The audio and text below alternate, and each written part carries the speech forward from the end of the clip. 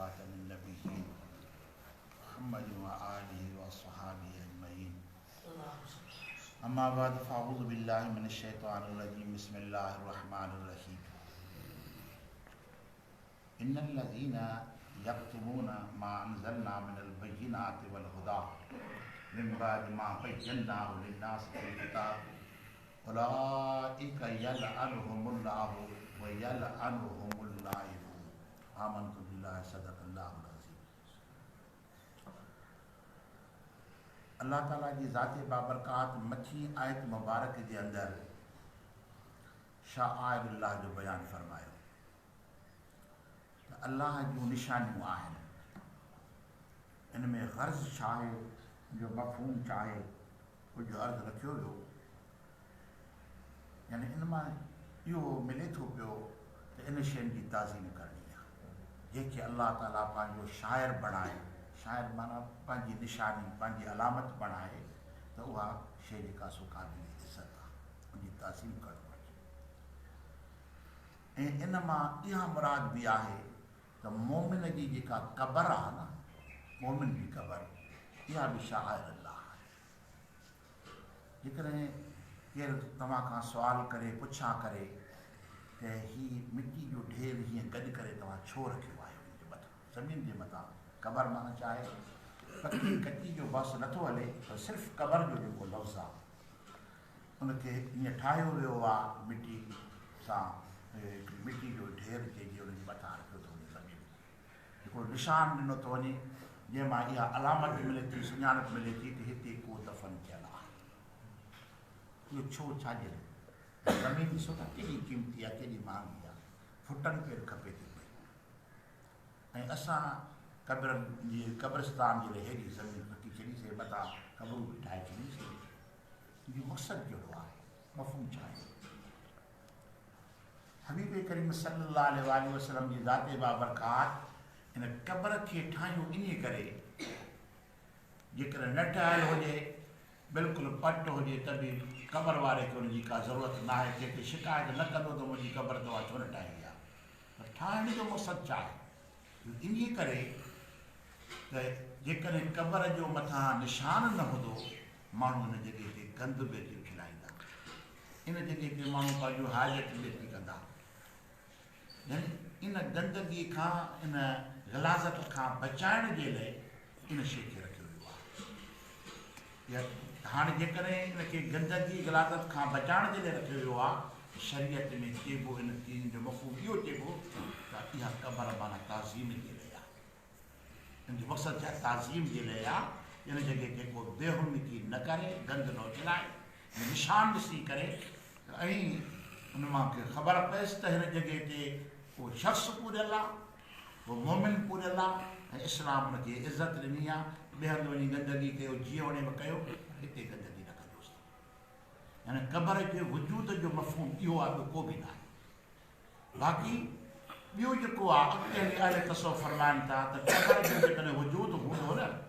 تو کو مانو ترپندو تو ڈسو مسلمان مومن ہو بیو نے طرف وہ سورت فاتح شریف پڑھے الحمد شریف پڑھے قبر کے نظر پہنچی تو تیرے پر جیکن میدان پٹ لگو پیا قبر جو کو وجود ہی کونے کو تو وہ گزری ہلو بھی تو پر قبر کی یہ متھا نظر پہنچی تو ضرور مومن جے کے خیر کرنے والا ہیں بھلائن کرنے والا ہیں وہ نے جیسے کہ اللہ جو قرآن پاک والا وہ سورت فاتح یا ہے کہ سورت اخلاص پڑھی کرے اللہ کی بارگاہ میں پیش کر دو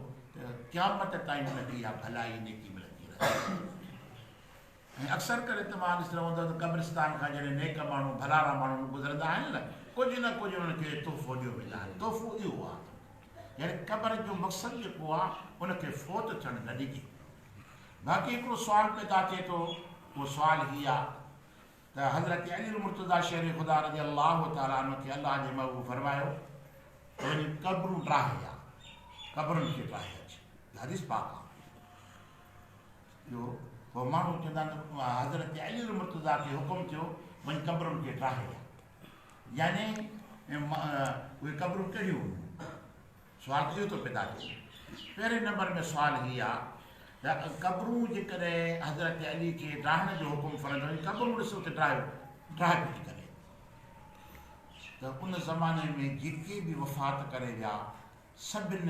جے جنازن میں اسانجو آقا مدینے والو سائیں پاण موجود ہوئے، دفن بھی پاण کئی ऐं उन्हनि जे मथां क़बर बि अलाह जो पाण ठाहे। पोइ हाणे अलाह जे नबी ठाही आहे ऐं हाणे हज़रत अली मुर्तज़ा खे फरमाए थो पियो त वञी क़बरूं ठाहिया। मफ़हूम खे त सम्झणु घुरिजे न। माण्हू जेके मुस्लमाननि जूं क़बरूं न आहिनि, हे काफ़िरनि ऐं मुशरिकनि जूं क़बरूं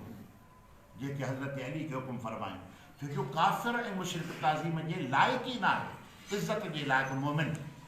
मदीने वारे साईं जो उम्मती आहे। हाणे इन हदीस खे पेश करे ऐं माण्हुनि खे ॿुधाईंदा त बाबा हज़रत अली खे हुकुम कयो त वञी क़बरुनि खे ठाहे। हर भरू क़बरुनि जो एॾो दुश्मन बि न थियणु घुरिजे, छो जो पाण खे बि क़बर में वञिणो आहे, उते सुम्हणो आहे। जेकॾहिं तुंहिंजी क़बर जो निशान हूंदो त तोखे बि को क़ुर पाक पढ़ी सवाब पहुचाए। मक़सद खे कॾहिं बि नज़र अंदाज़ न करणु घुरिजे। हज़रत अली मुर्तज़ा शेर ख़ुदा रज़ियल्लाहु तआला अन्हु उहे क़बरूं जेके मुशरिकनि जूं उनजे मथां अलाए छा छा ठहियल हुया, छो जो मथां तव्हां चओ त वाणिया त पंहिंजनि खे साड़ींदा आहिनि, क़बरूं छा जूं, पर मके जा मुशरिक कोन साड़ींदा, उन जूं क़बरूं हूंदियूं। इहो हिंदुस्तान जो इहो अमल आहे, जेके पंहिंजे वफ़ात कयलनि खे साड़ीनि था पिया न, इहो हिंदुनि जो अमल आहे, पर दुनिया जो सॼो कुफर सां भरी पई आहे। दफ़न कंदा आहिनि ऐं उन्हनि अलाए केतिरो रस्म ऐं रिवाज आहिनि दुनिया में। हिन ते मीडिया जो दौर आहे, माण्हू ॾिसनि था पिया त अलाए छा छा कनि था पिया माण्हू। पर इहो इस्लाम जो असांजे मथां अहसान आहे जो मोमिन ॼमे बि इज़त सां थो, मरे बि इज़त सां थो। ॼमे थो त ॼमण सां हुनखे गुसुल करायो थो वञे, ॼमण सां उनजे कन में आज़ान ॾिनी थी वञे। ॼमण सां पहिरियों जेको आवाज़ु ॿुधे थो अलाह जी तकबीर जो ऐं महबूब जी रिसालत जो आवाज़ु ॿुधे थो, इन कहिड़ी ॿी कहिड़ी इज़त मिले। वरी वफ़ात खां पोइ बि उनजे लाश खे गंद जे ढेर ते नथो चढ़ायो वञे, न वरी उनखे साड़ियो थो वञे, बल्कि उनखे विंजारे गुसुल करे ऐं हिकिड़ो साफ़ चादरूं ॾेई खुशबू लॻाए ऐं उनजे लाइ मग़फ़िरत जूं दुआऊं घुरंदा घुरंदा उनखे क़ब्रिस्तान पहुचाईंदा। इन जहिड़ी ॿी कहिड़ी इज़त आहे। मुंहिंजे महबूब करीम सल्लल्लाहु अलैहि वसल्लम जी हदीस पाक आहे, पाण कहिड़े मोमिन दुनिया मां वफ़ात कंदो आहे न, एतिरनि मलाइकनि जो तादाद जो नुज़ूल थींदो आहे मलाइकनि जो ॿिन्ही पासनि ॾांहुं जनाज़ो वेंदो आहे, मलाइकनि जो क़तारो हूंदो आहे, जंहिंखे शख़्सियत जो इस्तक़बाल कजे। अज़ीज़ान गिरामी, त मुंहिंजो अर्ज़ु इहो ई आहे त हीउ शाइर अलाह मां इहो दर्स मिले थो पियो। अलाह हिन आयत में शाइर अलाह जो ज़िक्र इन करे फरमायो आहे कि अलाह जूं निशानियूं आहिनि ऐं इनजी ताज़ीम करणु। सफ़ा मरवे में छा आहे, इन में ताज़ीम जो हुकुम आहे, ताज़ीम कयो सघे। ऐं अहिड़ियूं खोड़ शयूं आहिनि। ॾिसो मक़ाम इब्राहिम जी इज़त आहे, ख़ुदा पंहिंजे घर में रखी छॾियो। हजर अस्वद खे त पंहिंजे काबे जी दीवार में हुनखे जाइ ॾेई छॾियाईंसि। इहे शयूं क़ाबिल इज़त आहिनि। पर मुंहिंजे महबूब करीम सल्लल्लाहु अलैहि वसल्लम जी हदीस पाक आहे, पाण फरमायूं काबे खे मुखातिब थी करे फरमायूं, बाबा तूं क़ाबिल मोहतरम आहीं, शान वारो तूं आहीं, पर जेतिरो मुंहिंजे उम्मती मोमिन खे शान आहे एतिरो तोखे कोन्हे। इहो अलाह जे महबूब जी हदीस पाक आहे। तव्हां ॿुधायो त काबो जॾहिं एॾी ताज़ीम जो लाइक़ु आहे त मोमिन केतिरी ताज़ीम ॾींदा, उन मोमिन खे कॾहिं बि नज़र अंदाज़ न करे सघे। त अॻिते अलाह ताला जी ज़ाते बाबरकात इरशाद फरमायो, इन्नल लज़ीन यक्तुमून मा अंज़लना मिनल बय्यिनाति वल हुदा, बेशक जेके शख़्स लिकाइनि था उन शइ खे जेको असां चिटनि निशाननि खां ऐं हिदायत खां लाथो आहे। हिदायत खां ऐं चिटनि निशान खां असां जेको नाज़िल फरमायो आहे उनखे लिकाइनि था। उहे कहिड़ियूं चिटियूं निशानियूं, इहे मथां जेको ज़िक्र आहे, इहे निशानियूं न अलाह फरमाए हिनखे लिकायो न, ज़ाहिर करे ॿुधायो। सफ़ा चाहे, मरवा चाहे, मक़ाम इब्राहिम चाहे, हजर अस्वद चाहे, आब ज़मज़म चाहे, अरफात मुज़दलिफ़ा मिना चाहे, जेके शख़्स लिकाइनि था पिया उहे जंहिं खे असां लाथो आहे, जंहिंखे चिटनि निशाननि खां ऐं हिदायत खां जेको मथां नाज़िल थियो आहे उहो अलाह जो क़ुर पाक आहे। मथां जेका शइ अचे थी पई अलाह जूं निशानियूं आहिनि। मिन बाद मा बय्यनाहु लिन्नासि फिल किताब, पोइ उन खां जो बयानु कयोसीं असां उनखे दलीलनि सां वाक़े माण्हुनि जे किताब में। असां माण्हुनि जे अॻियां हिन ॻाल्हि खे वाज़िह करे छॾियो आहे। हिननि जो कमु कहिड़ो आहे जो वाज़िह थियल शइ खे लिकाइनि था, उनखे लिकाइनि था। उलाइक यलअनहुमुल्लाहु, इन्हनि जे मथां अलाह ताला लानत फरमाए थो। व यलअनहुमुल लाइनून, ऐं लानत कंदड़ उनजे मथां लानत कंदा। हक़ खे लिकाइण एॾो बुरो अमल आहे जो ख़ुदा बि उनजे मथां लानत करे थो, पर जेको ॿुधे थो उहो बि उनजे मथां लानत करे थो। हक़ खे लिकाए थो।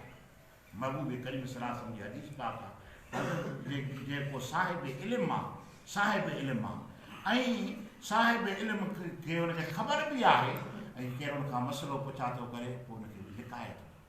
कंहिंजी या ॿी तरह ॿुधाए थो। पाण फ़क़ति क़यामत जो ॾींहुं थींदो उनखे जहन्नम जी बाहि जो लॻाम पारायो वेंदो जो हिन हक़ खे लिकायो छो, इल्म जे बावजूदि बि हुनखे ज़ाहिर छो न कया। हिन आयत मुबारक में अल्लाह ताला जी ज़ात बाबरकात आख़िरी हिस्से में फरमाए त अल्लाह त हुन ते लानत करे थो, पर लानत कंदड़ बि उनजे मथां लानत कंदा।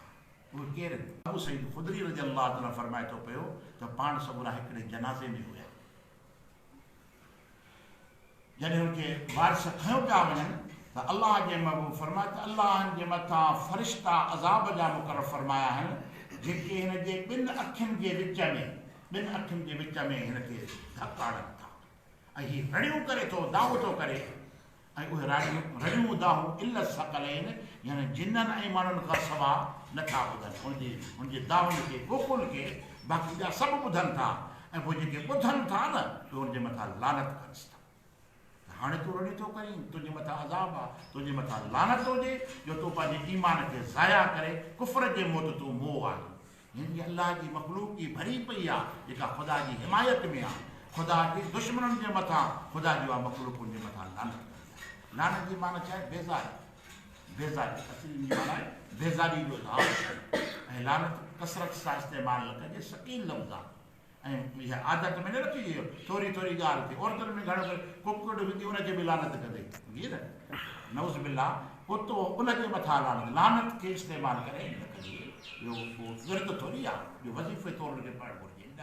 इहो सकीन लफ़्ज़ आहे, बुरो लफ़्ज़ आहे, पर आहे सही। पर अल्लाह ताला जी माना हिन मां मुराद छा आहे त यलअनुहुमुल्लाह, अल्लाह ताला उन्हनि जे मथां लानत फरमाए थो। मां मुराद छा आहे त अल्लाह हिननि खां बेज़ार आहे, बेज़ारी फरमाए थो कंहिंजे मथां। उहे शख़्स जेके हक़ खे बयानु नथा कनि, हक़ खे लिकाए था, हक़ जेको ख़ुदा उनजे मथां मुक़ररु फरमाए उनजे मथां पर्दो विझनि था पिया, अल्लाह ताला जी ज़ाते बाबरकात हिननि खां बेज़ार आहे। ऐं ख़ुदा ताला जे ॿाननि जे मथां ख़ुदा जो इहो हक़ु आहे, जेतिरी उन में सलाहियत आहे, जेतिरी उनजी ॼाण आहे ऐं ॼाण सही तरह सां ॼाणे थो पियो, उनखे बयानु करे त ॿिया उनजे मथां अमल कनि, उन मां फ़ाइदो हासिलु कनि। दुआ अल्लाह ताला असांखे अमल जी तौफ़ीक़ अता फ़रमाए। वमा तौफ़ीक़ी इल्ला बिल्लाह।